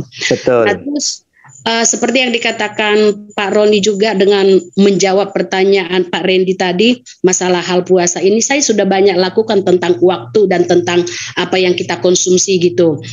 Dulu saya ada 3 macam yang sudah saya lakukan. Pernah jam 7 malam lah terakhir gitu kan kita makan, nanti sampai jam 12 siang. Sering juga saya lakukan jam 6 pagi sampai jam 6 sore. Nah, saya kuat di situ. Tapi pernah juga Pak, saya lakukan 24 jam. Baru 2 hari saya sudah tepar, nggak kuat. Iya, 24 jam itu Pak. Jadi dari maghrib tadi sampai maghrib besok baru saya buka begitu. 3 hari saya udah nggak kuat tepar. Jadi ya itu tadi yang dikatakan Pak Roni, tergantung kekuatan kita dan tergantung juga motivasi kita seperti apa. Nah, saya mau bertanya ini Pak Roni, dulu waktu saya masih mahasiswi, saya sering berpuasa. Misalnya nih mau ujian gitu kan, saya berdoa nih. Tuhan, kalau nanti mata kuliah ini dapat A begini, saya akan puasa sekian hari. Gitu saya komunikasinya dengan Tuhan. Misalnya nih, mata kuliah ini kalau dapat A, saya akan puasa sekian hari. Mata kuliah ini kalau dapat A, saya mau puasa sekian hari. Nah, sering itu saya lakukan, Pak. Nah, itu salah tidak atau bagaimana? Itu Pak pertanyaannya. Terima kasih Pak. Coba Bu diulang Bu, agak putus Bu. Coba diulang lagi Bu. Saya dulu Pak waktu saya mahasiswi, saya sering misalnya nih, saya bernazar dulu. Tuhan, kalau nanti mata kuliah ini saya dapat nilai A, saya akan puasa sekian hari gitu. Nah, kalau nanti mata kuliah B misalnya saya dapat A lagi, saya akan puasa sekian hari gitu. Tapi sih nazar itu kalau benar-benar saya tepatin begitu. Salah nggak kita berpuasa seperti itu Pak? Terima kasih luar biasa. Oke, terima kasih. Baik, silakan dijawab Pak Roni. Kita kembali dulu ke firman dulu ya, supaya jawaban itu mengerucut ya. Nazar itu apa? Nazar itu adalah janji kita kepada Tuhan. Alkitab menulis, nazar tidak boleh ditunda-tunda, harus segera dilakukan. Ya, harus dilakukan. Terus kemudian kita ngelihat di dalam Alkitab itu ternyata banyak tokoh Alkitab yang bernazar. Ya, yang bernazar dan mereka konsekuen, komitmen dengan nazarnya dan mereka bayar. Tetapi saya yang kurang setuju justru dengan nazarnya jemaat zaman sekarang. Ya, lihat ya, ada pahlawan yang hebat namanya Yefta. Ya, ketika bangsa Israel terjepit, wah ini hitung-hitungan sudah kalah. Yefta berdoa dengan nazar, Tuhan, jika Engkau memberikan kami kemenangan, ya, aku bernazar, siapapun nanti yang menyambut aku pertama kali saat aku pulang bersama bangsa Israel dengan kemenangan ini, itu akan aku persembahkan sebagai korban bakaran. Nah, dari situ kita melihat nazar ini hanya diperuntukkan saat-saat yang kita itu kejepit sekali dalam kondisi yang genting. Salah satunya Yefta ini tadi. Tetapi kalau Bu Nurida misalkan tidak dapat A itu, apa Ibu juga harus mati? Kan tidak. Betul ya? Kalau tidak dapat A kan tidak apa-apa. Dia sudah bersyukur karena firman Tuhan berkata, hendaknya engkau bersyukur dalam segala keadaan, kan begitu. Ini kan tidak membuat Anda berbahaya. Tetapi sekarang anak-anak Tuhan Mau jual rumah aja minta doa pendeta. Bernasar, nanti kalau laku, persepuluhannya saya persembahkan, Pak. Lah ketemu doa yang mata duiten, pendeta yang mata duiten, mau. Doakan. Lah ini celaka, sama-sama celakanya. Harusnya pendetanya kan meralat tuh. Anda tidak boleh nasar seperti ini. Sepertinya Tuhan ini diremehkan. Tuhan tak kasih 10% komisi. Kayak makelar aja Tuhan. Nah, ini yang saya tidak setuju. Silakan Anda bernasar, tetapi untuk hal yang sifatnya berbahaya untuk Anda. Silakan Anda bernasar. Termasuk Anda minta tanda. Boleh Anda minta tanda, tapi jangan yang remeh. Gideon, dia harus minta tanda lewat guntingan bulu domba. Dan itu sampai 2 kali dibolak-balik sama dia. Kenapa? Karena ini menakutkan buat Gideon. Dia berkata dengan malaikat Tuhan, Tuhan, aku muda, aku ada pengalaman. Kok aku harus memimpin bangsa yang besar? Nah ini menakutkan. Demikian ya Bu Nurida ya. Silakan masih Pak Hari tadi sepertinya ya. Bersiap-siap. Iya, kelihatannya sudah siap-siap. Silakan Pak Hari. Iya. Ayo. Halo. Silakan Pak Hari. Saya banyak puasa Pak. Ya umpamanya lagi mau ujian juga saya puasa. Ya. Puasa itu kayak saya puasa Daniel ya. Daniel hanya minum boleh gitu ya kan. Ya. Itu saya puasa juga. Karena kalau puasa itu ya lebih ya Tuhan itu memberkati saya juga begitu. Iya. Iya. Enggak apa-apa, Pak. Enggak apa-apa. Jadi intinya kan gini. Setiap orang ini kan punya variabel hidup kan enggak sama. Betul. Setiap orang ini melihat tekanan itu berbeda. Ya, mungkin ada orang bilang gini, mau ujian aja pakai puasa. Nah, ya untuk kamu, silakan kamu enggak puasa. Tetapi buat Pak Hari, buat saya mungkin, saya kalau dengan berpuasa, saya lebih confident, gitu loh. Saya lebih merasa Tuhan menyertai saya. Silakan lakukan. Intinya, Tuhan itu menerima kita seperti anak kecil. Yang polos. Yang tidak punya pikiran yang bercabang aneh-aneh. Yang tulus. Intinya Tuhan suka seperti itu. Baik. Nah, cucu saya nih Pak Roni, hari-hari yang lalu ataupun bulan-bulan yang lalu, cucu saya nih sering ada serangan-serangan yang dia tidak mampu sampai harus kita selalu berdoa dari jarak jauh, Pak Roni. Jadi cucu saya ini saya minta untuk hadir di malam hari ini dan saya minta juga kita yang ada di grup ini, yang ada di Zoom ini supaya kita nanti bersama-sama berdoa bagi cucu saya ini, Pak Roni ya. Ayo Pung, buka mic-nya Pung. Sebentar, sebelum adik Grace ini ngomong, saya kasih gambaran sedikit ya. Orang yang mengalami seperti Grace ini beberapa kali saya memberikan konseling, ya. Salah satunya seperti yang Tuhan Yesus katakan, ya.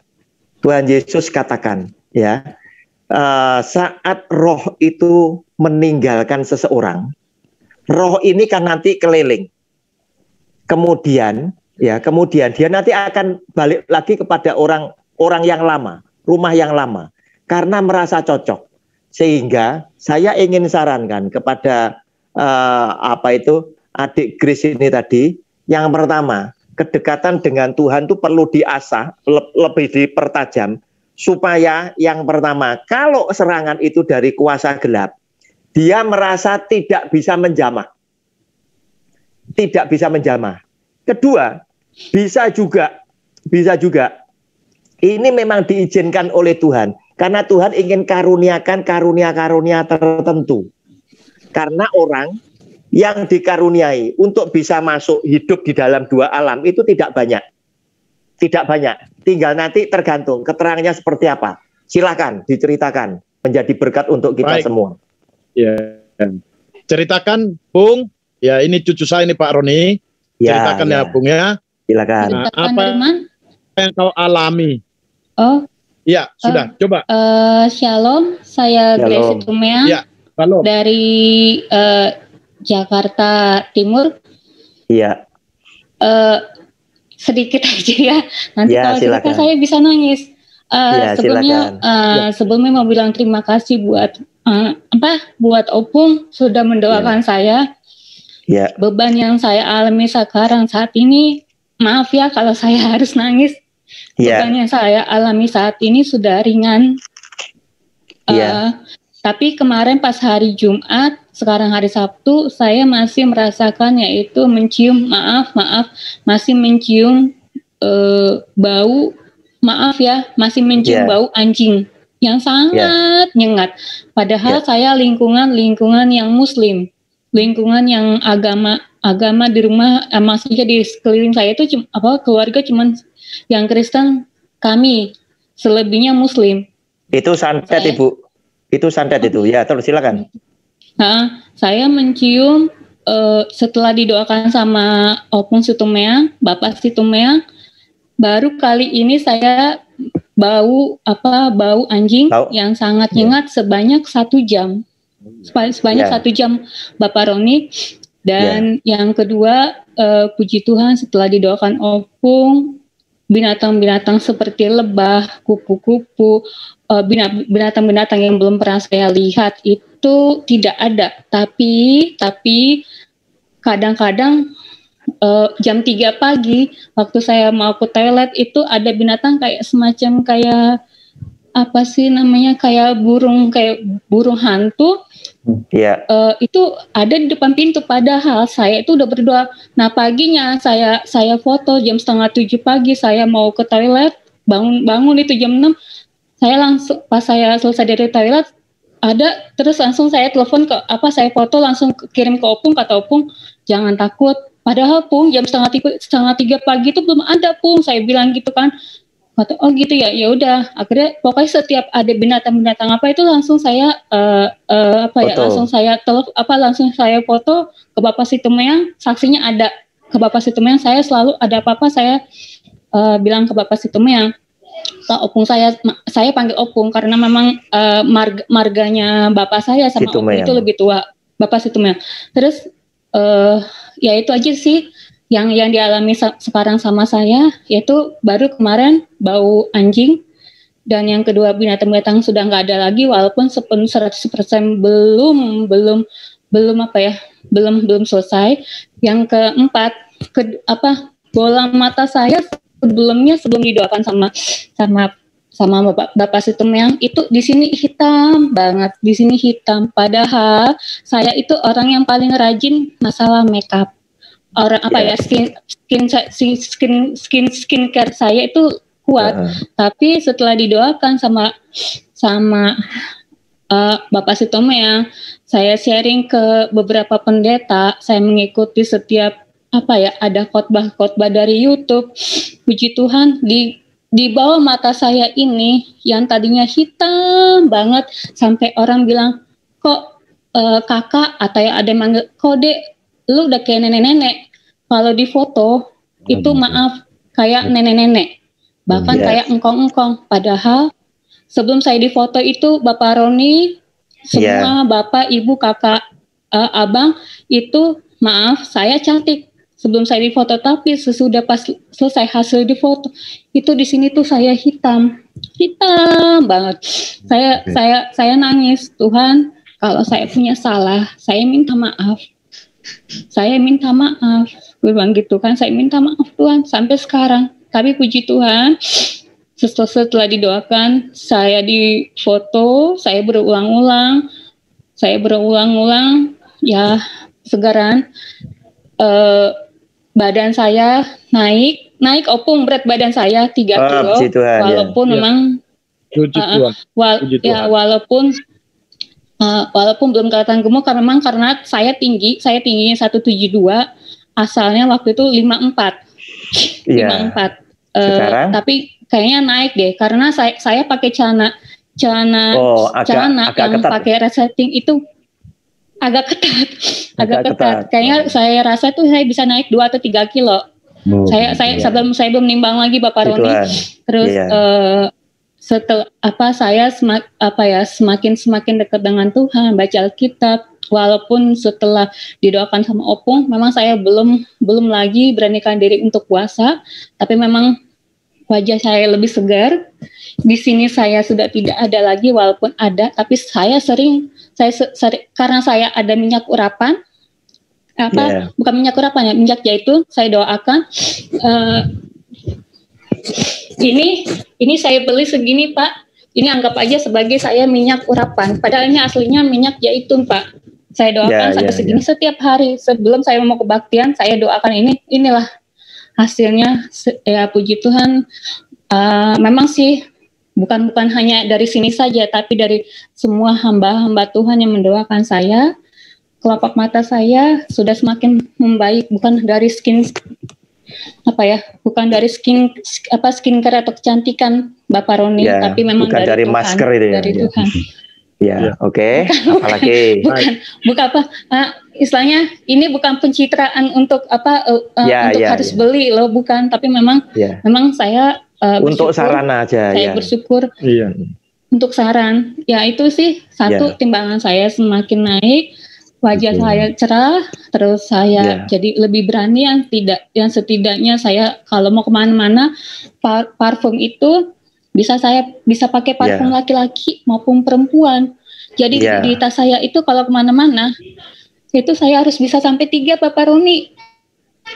Parfum A, parfum B, parfum C. 3 yang saya cuma mau meminta sama untuk semua. Terima kasih. Ini kali kedua saya kesini. Tolong doakan saya tanpa hamba Tuhan mungkin saya nggak bisa apa-apa, itu aja. Tetap doa punya. Tunggu Pak. Ya, banyak yang bilang katanya rezeki kamu, pasangan kamu terhalang, walaupun saya pernah gagal dalam rumah tangga. Jujur, kalau misalnya ada cowok, misalkan Bapak Roni suka sama saya, tapi saya nggak suka. Saya suka sama Bapak Roni, tapi Bapak Roni nggak suka. Itu terhalang Pak sampai sekarang. Mohon saya doa rezeki saya sama pasangan itu kehambat. Amin. Terima kasih itu aja sih. Terima kasih sebelumnya. Pak Roni saya mau tanya tentang hal puasa. Kan tadi dibilang oleh Bapak Bandar Panggabean, dibilang katanya puasa Kristen tidak boleh dikasih tahu orang tua. Satu, kenapa alasannya? Yang kedua, kenapa puasa Kristen tidak boleh makanan atau minuman mewah ketika kita berbuka puasa? Terima kasih, itu jawaban 2. Baik. Mohon. Karena agama sebelah kan makanan mewah. Kenapa kita sebagai orang Kristiani tidak boleh makanan dan minuman mewah ketika berbuka puasa? Terima kasih sebelumnya Tuhan memberkati. Terima kasih. Saya jawab pertanyaan ini kemudian pada Pak Roni. Terima kasih. Yang pertama, sesuai dengan petunjuk Tuhan Yesus sendiri, ketika kamu puasa, kamu cuci muka, terus kemudian kasih minyak di rambut, doa di dalam kamar. Intinya sebetulnya Tuhan ingin ajarkan kepada kita ketika kita melakukan puasa lebih baik tidak gembar-gembor gitu loh, tetapi biarlah itu untuk pribadi kita terhadap Tuhan, itu yang pertama. Kemudian yang kedua, kenapa kita tidak boleh makan ini? Tidak ada larangan di dalam firman Tuhan, itu tidak ada. Anda mau buka mau seperti apa tidak ada. Tetapi ngapain toh harus selalu diistimewakan hanya karena Anda puasa makanannya harus seperti ini kan tidak usah. Sehari-harinya kita seperti apa jadi seperti itu. Kenapa? Karena Tuhan itu paling suka jika karakter kita itu tidak pernah berubah. Sama seperti ketika dia kritik bangsa Israel. Hai, ingatlah Israel bahwa engkau dulunya adalah budak di Mesir. Diingatkan, jangan setelah kamu masuk ke tempat yang lebih baik kamu lupa asalmu. Kacang tidak boleh lupa dengan kulitnya. Kemudian yang berikutnya, saya ingin kasih tip kepada Ibu. Setelah Bu Grace cerita dengan saya, nanti kalau misalkan masih ada boleh ke japri saya, yang pertama, Anda itu ada orang yang tidak suka, yang sedang kirimkan santet. Kebetulan okultisme mau saya ajarkan ini pada tanggal 3 dan tanggal 4. Bau-bauan itu terkadang itu bau-bauan itu bisa juga itu seperti amisnya darah, ya. Itu kalau orang itu ingin mengambil nyawa kita, santet model seperti itu yang dia kirim, hati-hati ya. Tetapi satu jaminan, jika ketika Anda ya masih sudah menjadi anak Tuhan ya, baru ingin dibaptis, baru belajar Alkitab, walaupun belum dibaptis, tetapi hatimu sudah punya keinginan menjadi anak Kristus, engkau sudah dilindungi dan kuasa gelap tidak bisa menjamah. Itu pasti jaminan yang itu pertama ya. Jadi Ibu Grace jangan pernah takut. Yang pasti ada orang yang tidak suka kirim santet. Intinya santet itu adalah sumpah serapah juga. Semua yang jelek itu ditimpakan kepada korban. Termasuk rezekinya akan seret, jauh jodohnya, keluarganya akan berantakan dan lain sebagainya. Itu intinya santet. Ya, diberikan segala sumpah serapah yang isinya kutuk. Tetapi kita tahu kutuk semua itu sudah patah ketika Yesus Tuhan kita itu ada di atas kayu salib. Sudah selesai, tidak ada kutuk yang bisa kena kita. Nah, sekarang ketika Anda sudah biasa berdoa di dalam Tuhan, Anda mendoakan minyak zaitun ini menjadi minyak urapan supaya yang hitam itu bisa jadi baik lagi dan macam-macam dan sebagainya. Berarti saya menilai sesungguhnya Bu Grace sudah beriman kepada Kristus. Tipnya cuma satu, supaya semua itu tidak mengganggu. Anda tidak boleh jadi petinju yang hanya bertahan sementara lawan memukul. Ya, Anda tidak akan pernah menang angka pun tidak pernah. Kuncinya cuma satu, Anda langsung lawan. Ayatnya silakan dibuka 1 Petrus pasal 5 ayat 8 dan ayat 9. Anda harus lawan. Ya, kenapa? Karena ini perintah. Sadarlah dan berjaga-jagalah, lawanmu si iblis berjalan keliling sama seperti singa yang mengaum-ngaum dan mencari orang yang dapat ditelannya. Ibu Grace, Anda sudah tidak bisa ditelan sepanjang Anda di dalam firman Allah. Anda mendengar firman Tuhan, rajin melakukan di dalam hidupmu firman Tuhan, Anda aman. Ayat 9, lawanlah dia dengan iman. Jangan Anda takut. Begitu ada apa-apa lapor Pak Situmaya, ngapain? Lawan. Anda tidak perlu cengeng jadi orang Kristen, lawan. Anda ini adalah anak Tuhan yang semua umat ciptaan itu tunduk kepada Bapakmu karena engkau anak-anaknya. Atau otomatis Anda sebagai anak pun itu ditakuti oleh iblis setan. Sebab kamu tahu bahwa semua saudaramu di seluruh dunia menanggung penderitaan yang sama. Sebab apa? Dunia tempat kita hidup adalah dunia di mana kedua kuasa itu bertentangan. Satu kuasa Tuhan, satu kuasa gelap. Kita ada di tengah-tengah dan Tuhan berkata, milih salah satu, kamu ikut siapa? Kalau engkau ikut Tuhan, lawan, hajar itu tadi. Supaya apa? Bau-bau binatang itu tidak akan datang lagi. Saya jamin itu sebuah kepastian. Karena apa? Firman Tuhan yang berkata seperti itu.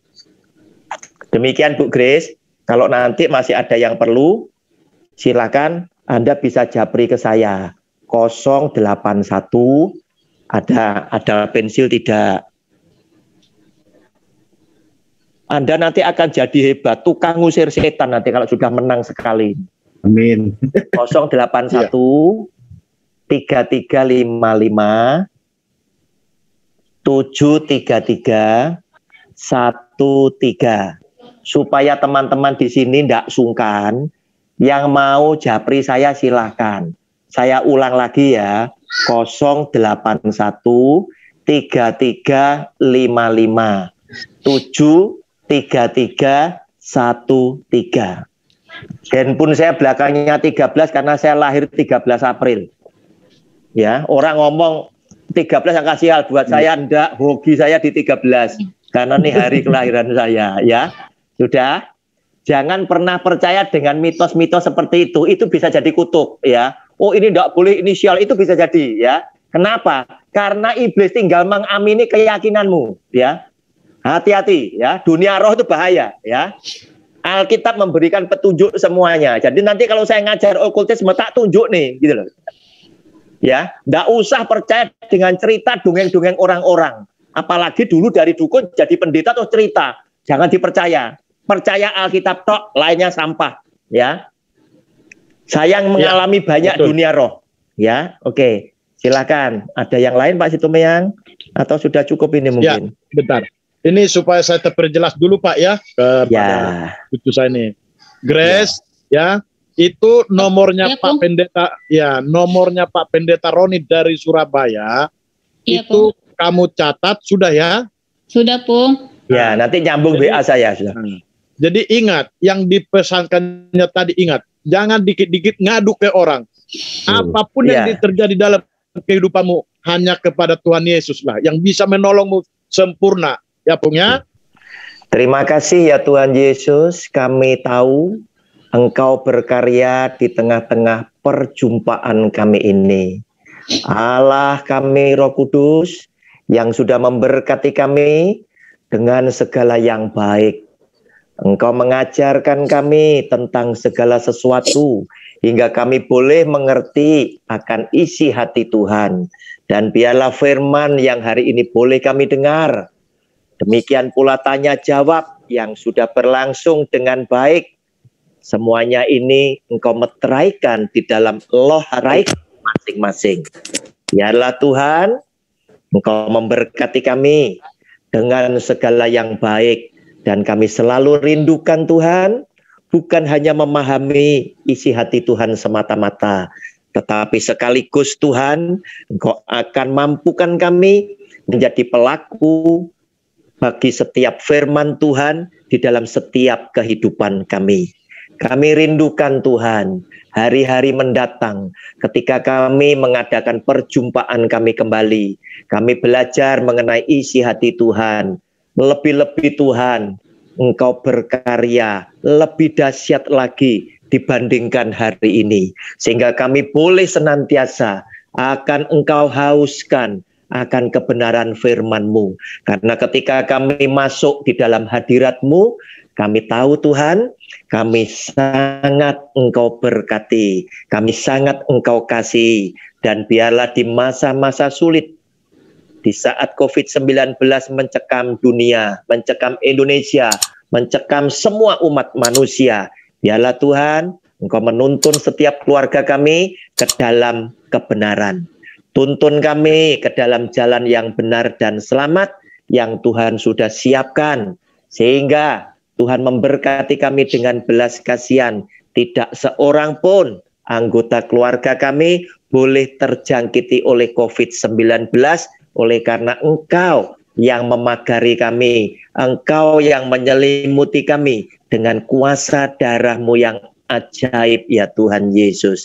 Kami percaya pada saat kami berdoa kepada Engkau, Engkau hadir di tengah-tengah perhimpunan kami, mendengar doa-doa kami, mendengar keluh kesah kami, dan apa yang Kau dengar itu pula Tuhan, kami sudah yakini dengan iman kami, Engkau sudah kabulkan. Di dalam nama Tuhan Yesus, kami percaya dan sudah berdoa. Amin.